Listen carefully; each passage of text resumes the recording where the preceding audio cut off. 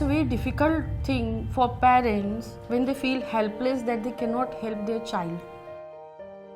当我和孩子爸爸发现他们都有听力障碍的时候，我们每天晚上都睡不着觉，然后每天都是在痛苦当中度过的。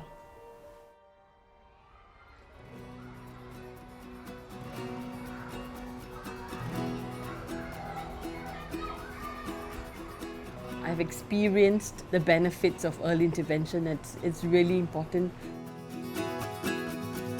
感谢人工耳蜗，让我3个宝宝能够听到声音，我对他们的未来非常有希望。